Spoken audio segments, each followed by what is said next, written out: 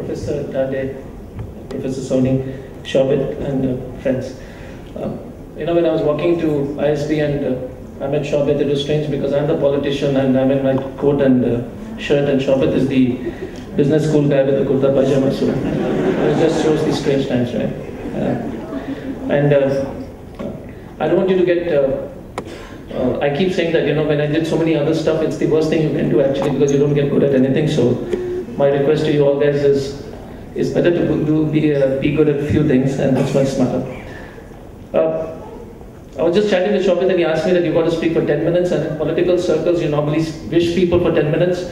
The guys who are in the audience, thank you. Jalalita ji, thank you. Everybody else. But I'm going to make it short and crisp. One thing what's interesting was when Professor Dande was speaking, a crazy thought came into my head was, if you want his cousin to get out of business, you can provide cooked food, and instead of cut vegetables, you can provide cooked food to the ladies who are trying to work in. But seriously, that's how things are. Now, I spent some time in the political space, and Anshul is here, and we did some of the crazy stuff, and I will share with you some of the experiences. Now, it's going to be just, and Anshul worked with me, and he was this smart IIT kid who came from a Swanidhi Foundation and wanted to do something, and I asked him upfront, what does it look like? And he says, look, it looks good on my CV, and then probably the business schools will have a look at me. So yeah, that's right, Anshul, right? So we came up with this crazy idea that one of the most insane experiences, what Professor Dande said was, on the ground, it's very different from what we think. So when I became a member of parliament for a place called Jamshedpur, and I was traveling in the rural areas, in Veragoda, whichever village I went on the left side of the road, the guys would say that MPs are welcome, have a cup of tea, damn good, and we have nothing, no problem, please get out of our face and let us lead our own lives. On the right side of the road, as soon as you land up, they would say, please give me a BPL card, you're not doing anything, life is miserable, everything is wrong, etc., etc. So I just couldn't figure out, why would the left side of the road and the right side of the road have such different experiences? So in the evening I was thinking over, and because it's pretty strange that once the villagers on the left side of the road don't seem to have problems, and the right side of the road seem to have a lot of problems. And actually speaking, the villagers on the left side of the road are next to the Suvarnega canals. So whichever village in India which has got water for agriculture for 12 months of the year, there is no poverty. And that's such a simple poverty eradication program, and all villages in India basically reside next to a water point. Every village. Over the years, all those village water bodies have dried up. So Anshul is the bright IIT kid, so I asked him, what do you feel about it? So he says, obviously the rainwater, I don't know how many of you know, but none of the ponds actually, we all from different backgrounds believe that the ponds are filled up by rainwater, right? That's what you all believe in, or is the unanimous consensus of this house that ponds are filled up by rainwater? Is that what you all feel strongly? Yeah, sure? Yes or no? Yes. Yeah, okay, so you're absolutely wrong. Actually, the ponds originated from a spring which is in the middle of the pond. And for thousands of years of habitation, when people come to the edge of the pond, they push the mud slowly towards the center, and that's why the ponds dry up. So just for 2 lakh rupees, if you include all the cost of JCB, etc., etc., you can actually change the lives of 3,000 to 4,000 people. 2 lakh rupees. But government loves big projects. Suvarnega project is 60,000 crores and not a pond, not a bucket of water. Yeah, Jharkhand is, I don't know if anybody from Jharkhand, because government really loves big projects. We have never seen a bucket of water in Jharkhand because of the Suvarnega project. And it just cost you 2 lakh rupees to dig up a pond. And then you have the aquaculture, and then you have so many other stuff. Then we started something which was very interesting. We started something called a medical platform. That means we got all the physicians to agree to treat patients free. Okay, and it's just an idea because it doesn't work out. So we set up a call center where anybody poor, suppose somebody from the ISB campus, a poor person brings up a doctor near ISB, then the patient gets the number, and he and she can go and visit the doctor. Simple stuff. A call center costing 40,000 rupees can technically treat 500 into 10 patients every day. Waste collection, if you start garbage collection businesses, what we try to do, and in fact, India is an interesting country. There's a place called Baghbera in my constituency. So we got Tata Steel to clean up the place. So Tata Steel, with the social CSR responsibility, decided that we're going to spend 20 lakhs to clean up Baghbera. So I thought, that I will pick up the shovel and clean the nalis of Baghbera colony, thinking that people get motivated. So there was this gentleman sitting on his porch reading his newspaper, and he said, Sansad ji. So I said, yeah. I thought he was motivated, seeing me, with the shovel and all that. He said, sir, nahi sir, yahan par thoda sa aapne chhod diya hai. So welcome to India. Seriously. But if you start collecting money, everybody is ready to pay the 50 rupees, but you need a social entrepreneur to start simple thing like keeping our colonies clean. And the worst part, and we were discussing that, actually the social entrepreneurship model, the poor actually pay the highest price. I was talking to Harish, and Harish Hunter did a lot of work with, we did a lot of work. We put solar lights in every village in our constituency. Sometime later when we have free time, I'll tell you that, how to lose an election, you need to speak to me after this. Yeah. But the fact is that there was a company called O Energy, which was giving power to a colony near Jamshedpur because they were, it was a slum area and the land belonged to the railways. So the government was not ready to give them a power connection. So there's this company called O Energy which was ready, and we motivated them. And one fan and one light cost 150 rupees per month. It's really, really expensive. It's incredibly expensive. But the poor love it because it just gives them the freedom. And I don't know how you feel it, but light and fan in summer, in a place like Jamshedpur, in April, May, June, the humidity, it's really suffocating. And they've been living for 50, 60 years without power. When I speak to a group of young guys like Shobit and everybody else, you're all motivated by public policy, you want to do good and all that, etc., correct or not? Yeah, Shobit. I keep telling guys that first of all, you need to make sure that one of your spouses work. And I'm serious. No, I'm serious. You need to, this passion and all that, if you're not got a revenue source of income coming in and you're not safe, boss, it's going to really, really dry up soon. So it's great, but you make sure that you have a sustainable livelihood. Don't be under this misconception that, man, my passion is going to take me through it. And I'm saying, and failure, is genuinely, you have guys come, all of us, from the corporate background will come and say, man, you must believe in your passion, failure and all that. Genuinely, failure is overrated. Because for the simple reason, I'll give you an example, a personal example. I was just sharing with Shobit. We slogged our backside off in this constituency. We must have physically touched 7 lakhs people personally. And I thought we could never lose despite any kind of wave. Right? But the loss in this election, personally, was worse than getting shot at when I was an assistant Supreme Police. So if somebody says, it's okay, fail, keep trying and all that, boss, for young guys, after some time, don't make it a habit, keep on failing, because then you're not going to get a chance again. The important part is, if you have an idea, is to make sure that you de-risk. And so a lot of guys will not tell you this. I used to tell this to Anshul also. I tell the guys it's funny.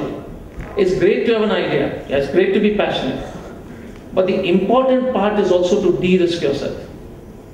And I mean it for young people. I got 2 kids. One is in both the lawyer. One just completed law from Bangalore, from the law school in Bangalore, and then the other guys in the law school in Gandhinagar. The same issue. So, guys who want to get into the public place, in the social entrepreneurship and everything else, and where there's ideas, if it makes business sense, like I told you, what's this? The toilet guys. Surat. No, you need a model in which Surat can multiply, and there is money in it. There is a lot of money in services like what he said. There is a lot of money in digging up ponds, aquaculture, small stuff, cold storage chains. In Jharkhand, if you're able to set up agriculture advice, I was working with the Grameen India Foundation. There's a guy called Srinivas Garudachara, junior of mine from school. 50% of the seeds are spurious. 50% of the fertilizers are spurious. If you're able to create a facility for farmers to understand that and provide good seeds, you automatically improve the productivity by a percentage of 15 to 50. I mean, you probably double it. So my request is that there's a lot of opportunities, whether it's in the education space, whether it's in the different areas. But if you're getting into social entrepreneurship, one is that you need to make sure that it's sustainable and it makes money. And also you need to de-risk yourself for young guys. I'm saying, please, for God's sake, I mean, it's fine to be excited about public policy. It is fine to be excited about changing this nation. But you can only do that as long as the business model works. And you de-risk yourself by having a spouse who works too. Yeah, I'm repeating it because I've seen a lot of young guys, passion in their heart, getting into a project and then you lose yourself. And you can actually do a hell of a lot of good. If you're a very successful entrepreneur, and then you decide, so you need to understand to support projects which are worthwhile. How do you get into that kind of,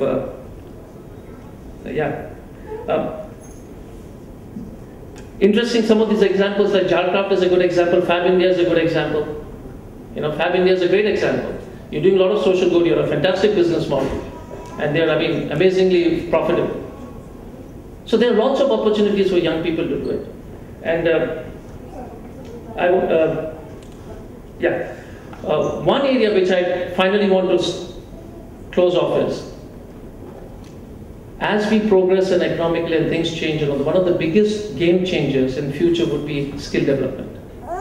There's a lot of opportunity. Take an example. A call center guy is ready to work for 8,000 bucks. A crane operator in Jamshedpur earns 22,000 bucks. 22,000 bucks to be a crane operator, man. I mean, if somebody had told me that before, I would seriously consider that as an option. Yeah, but you're ready to go into it. So, crane operator, heavy commercial vehicles. There are lots of stuff where the money is really, really good. Max is planning to set up a group of, a simple stuff I'll tell you. Massage, exercise, sports, wellness centers. And you need a professionally trained masseur. And we actually are looking at paying guys 30,000 to 35,000 to 40,000 bucks.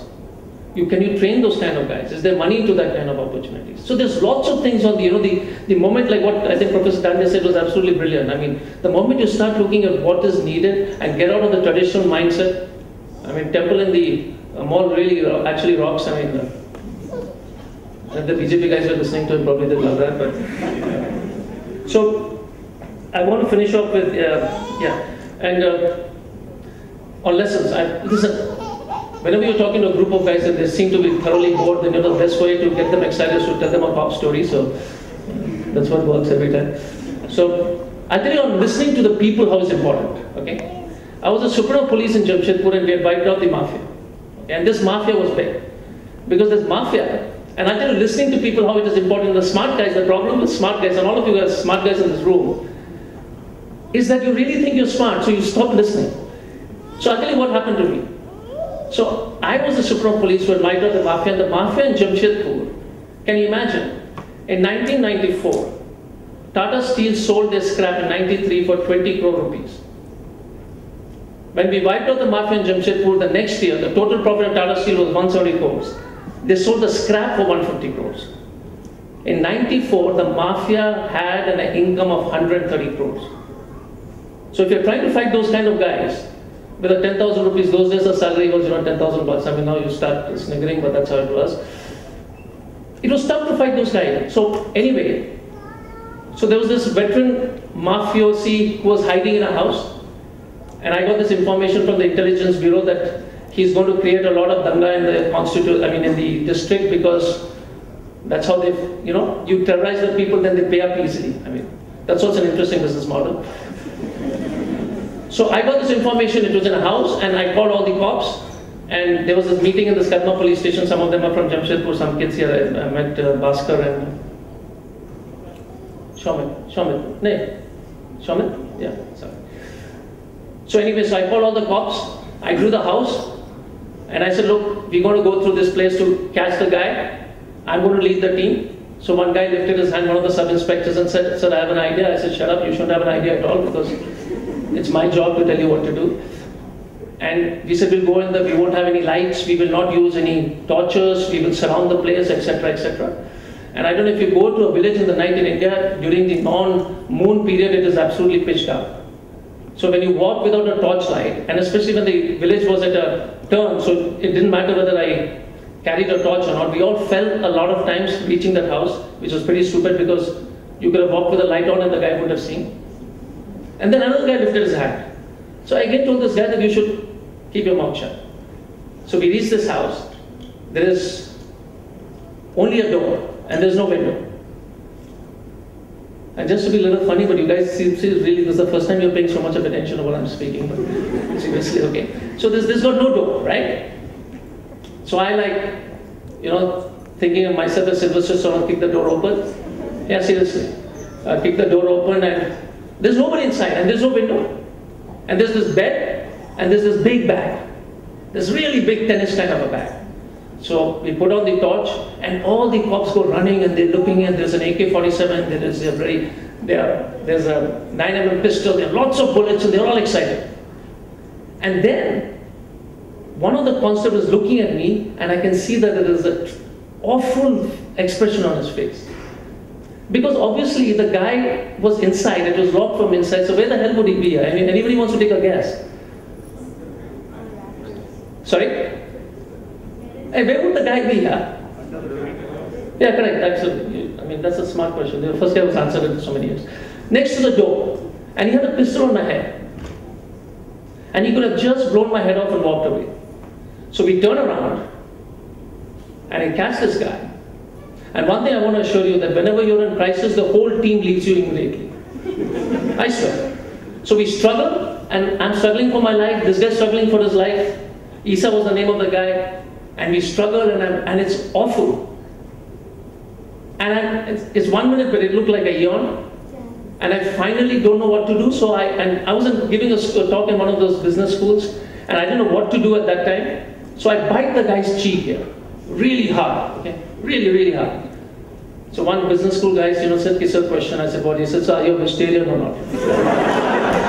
That's the only place you can ask a question like that, right? So I bite that guy. He drops the pistol, we shoot him dead. I come back and I'm really, really disturbed about this, So I come back home and I'm thinking, so I go back to the police station in the morning, put on my uniform and I call those two guys. And I said, what the hell were you trying to tell me here? They said, boss, what can we do? You don't listen.